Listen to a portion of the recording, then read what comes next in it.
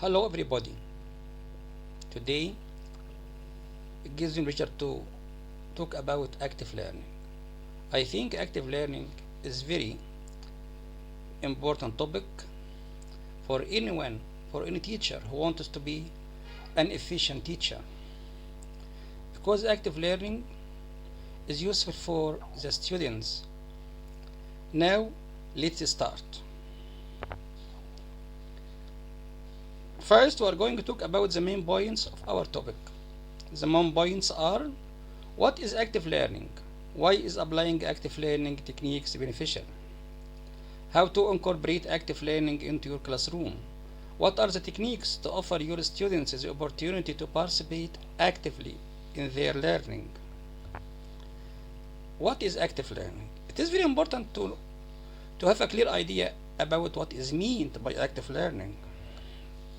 Active learning happens when students are given the opportunity to take a more interactive relationship with the subject matter of a course, encouraging them to generate rather than simply to receive knowledge.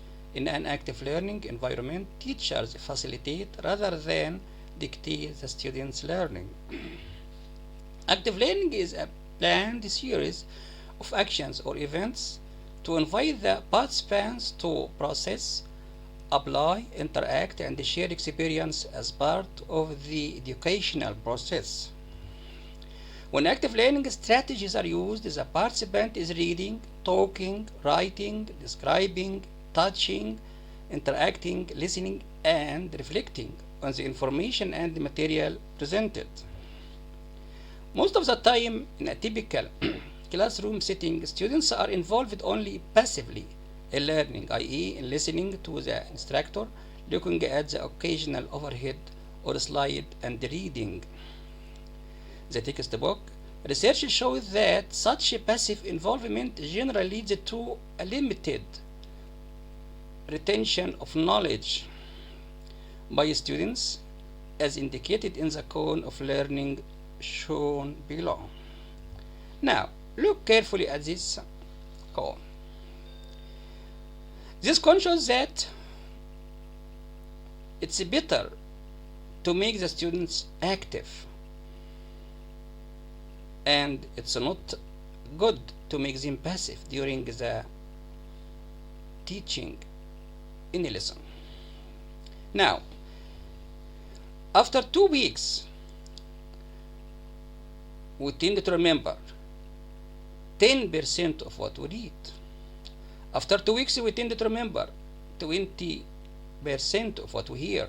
After 2 weeks, we tend to remember 30% of what we see.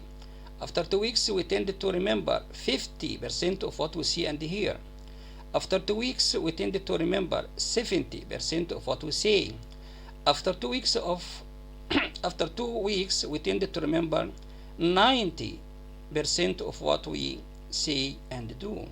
So, it's better to make the students active during the teaching process. Active learning.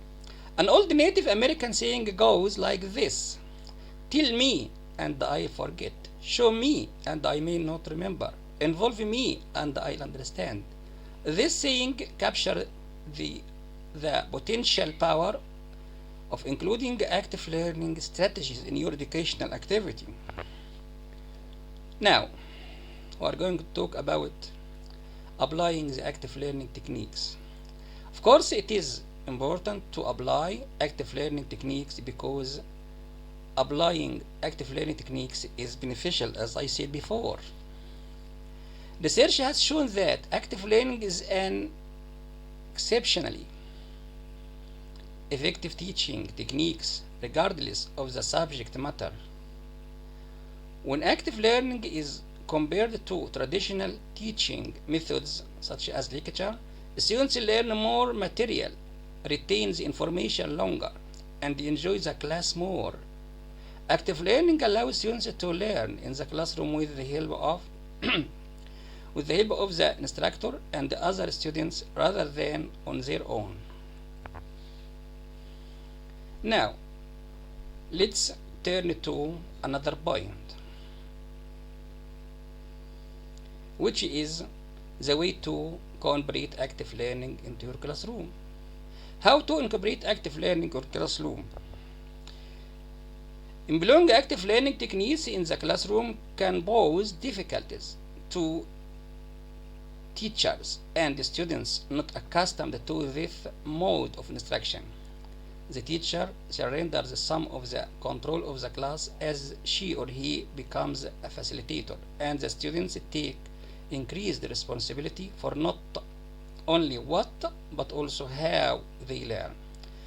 Incorporating active learning in the classroom then requires students to act.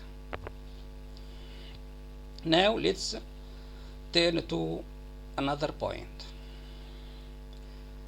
It is about the techniques to offer the students opportunity to participate. So the question is, what are the techniques to offer your students the opportunity to participate actively in their learning? Of course, we have many techniques.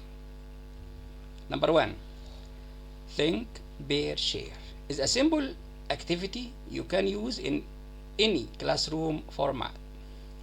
Give students time to think about a topic, turn to their neighbor for a short discussion, and then share the results with the rest of the class.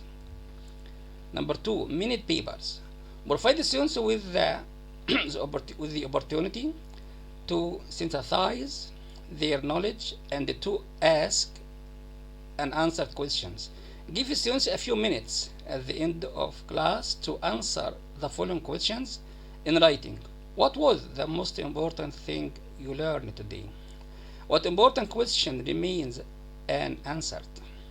Variation of these questions and the students' questions and answers, they enhance your students' learning process and provide you with feedback on students' understanding of the subject material. Number three, writing activities. Of many kinds of our students the opportunity to think about the process information. For example, in addition to minute papers, you could pose a question and then give students time to free write their answers. You could also give students time to free write about topics. Number four, brainstorming is another simple technique that can involve the whole class in a discussion. Introduce a topic or problem and then ask for students' input, which you record on the board. Number five, games related to the subject can easily be incorporated into the classroom to foster active learning and participation. Games can include matching, mysteries, group competitions, solving puzzles, etc. Number six, debates. Staged in class can be effective tools for encouraging students to think about several sides of an issue. Number seven, group work allows every participant the chance to speak, share personal views, and develop the skill of working with others. Cooperative group work requires all group members to work together to complete a given task. Break the class into groups of 2 to 5 students. Give each group articles to read, questions to answer, and discuss, information to share, subjects to teach to other groups, etc. Number 8, case studies. Use real-life stories that describe what happened to a community, family, school, or individual to prompt students to integrate their classroom knowledge with their knowledge of real-world situations, actions, and sequences. Thank you very much.